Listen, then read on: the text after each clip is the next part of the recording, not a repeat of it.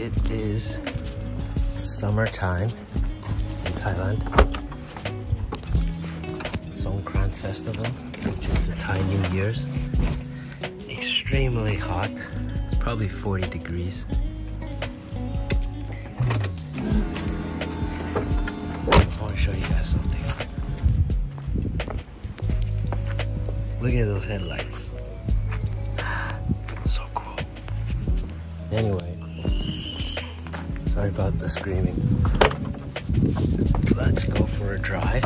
I'm going to the gym and we'll talk more about this car.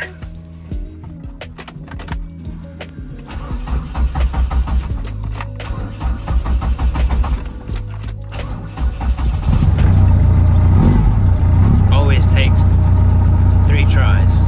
Every single time, 3 tries. Luckily, there is air conditioning. The whole thing wobbles. This car has the refinement of I don't know if you can tell, but it's wobbling like crazy. Look at that. Anyway, once we get going, it's gonna settle down. I promise you. Anyway, let's get going. So obviously, this is a Ford Escort Mach 1. Actually, I featured this car before. This is one of the earliest cars that I ever owned. I bought this car after my MX-5. And after I started driving this car, I sold the MX-5 because this car is just so much fun to drive, so intense, and there's nothing else much like it. And I've driven a lot of stuff after I've had this car. I mean, I've had this car for I think around 7 years, and during those 7 years I've driven all kinds of cars, and every time I come back to this car, I mean, there's just nothing else like it. This car is so raw, intense. Listen to the gears. It's like a race car.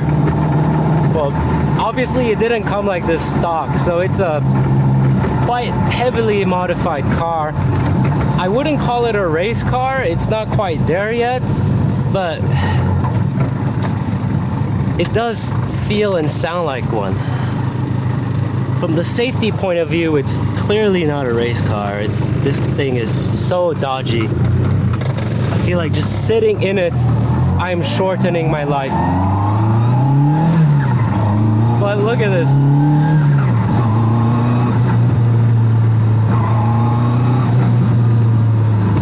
Whoa, what a car. Anyway, for those who want to know, the engine in this car is from a Ford Duratec 2.3, which comes from a Ford pickup truck, a Ford Ranger. It originally is transversely mounted. You gotta rotate it 90 degrees to make it rear-wheel drive, and you have to mate it to a gearbox that fits. And so I chose the MX-5 NC generation 5-speed gearbox, which actually is quite rare. But from what I've heard, they're really tough. And I don't know why it sounds like this. I have no idea, but so far it's been holding up. So why haven't I really featured this car before?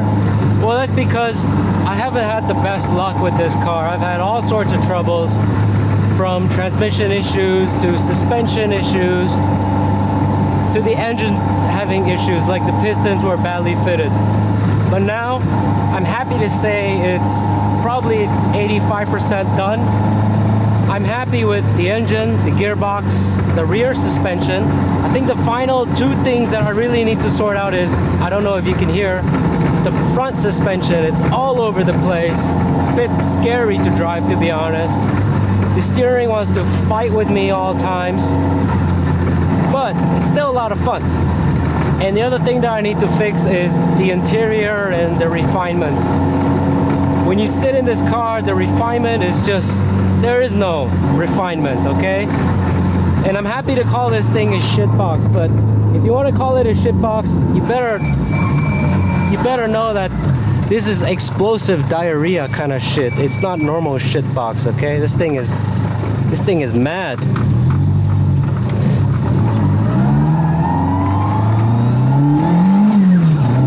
Revs all the way to 7,000, and when you get to 5,000, the cams really come in, but actually it's really torquey from between around 3 to 5, so you don't actually need to use all the revs, because look at that, because this is such a light car. Woo. Let's overtake.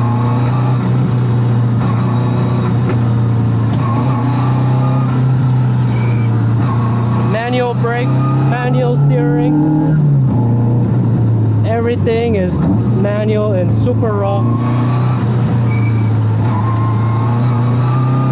Very predictable handling, extremely good braking feel because it's manual.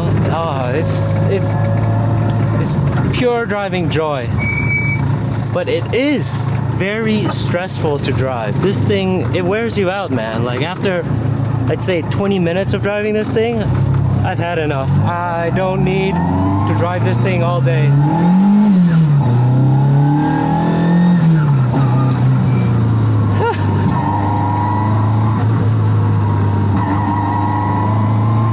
Now, I should probably show you guys the engine later, but for now, I just want to enjoy the drive.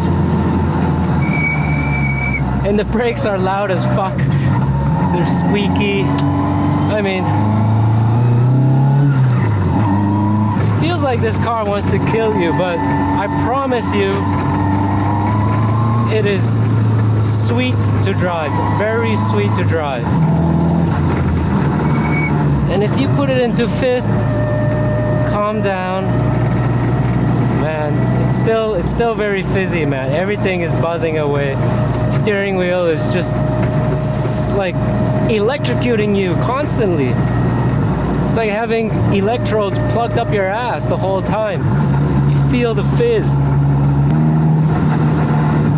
Because the engine is solidly mounted, it vibrates the whole chassis. You really feel the seat just vibrating your ass.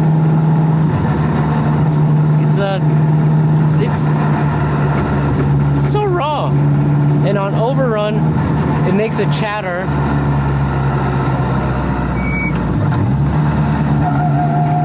And when you get on the gas, the gears whine. It's like a race car.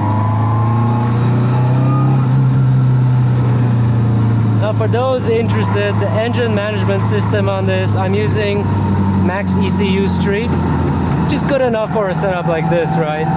4 cylinders, independent coils, ITBs. It's making around 190 at the wheels. Come on.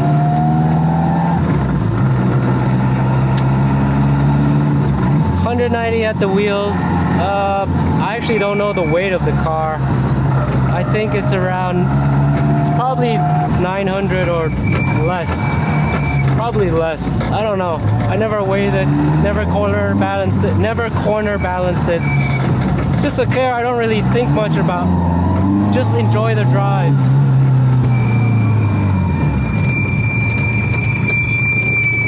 And it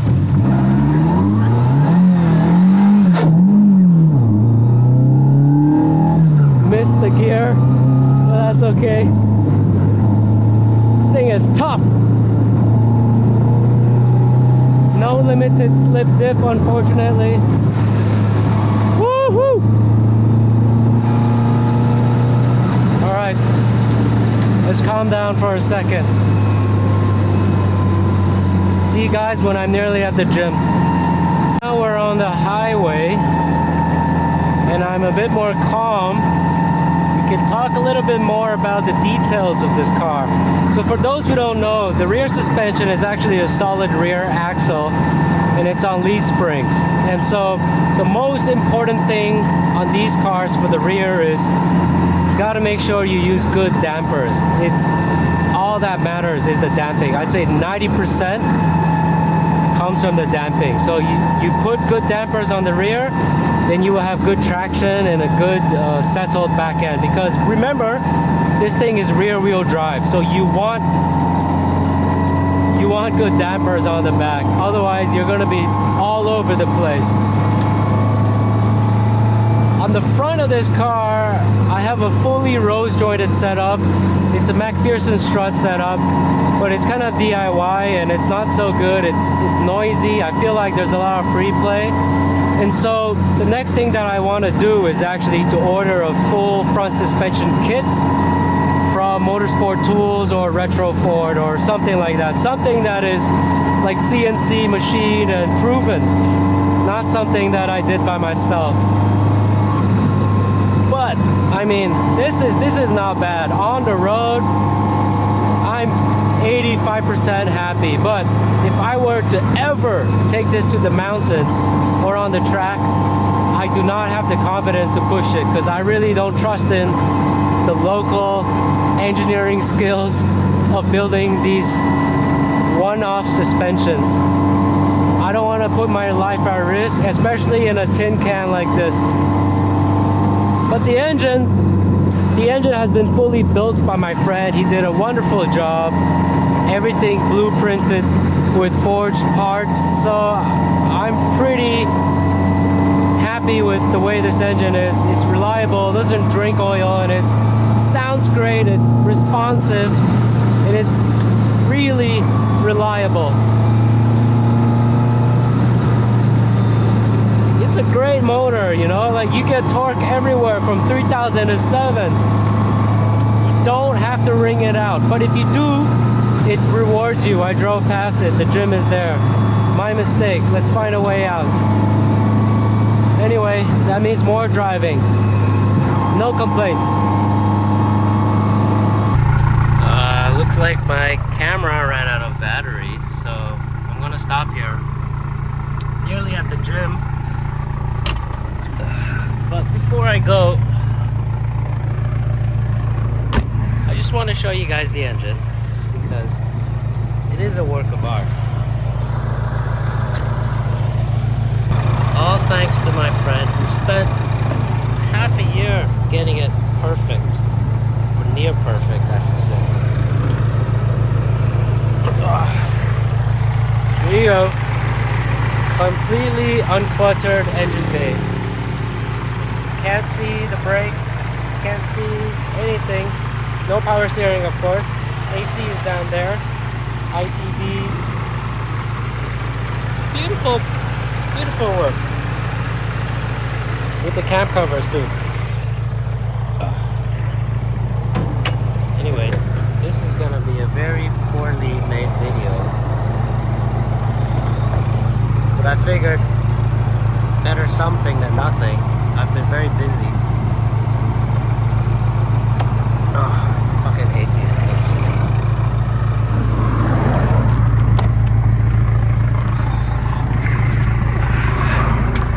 And I'm glad that there is AC.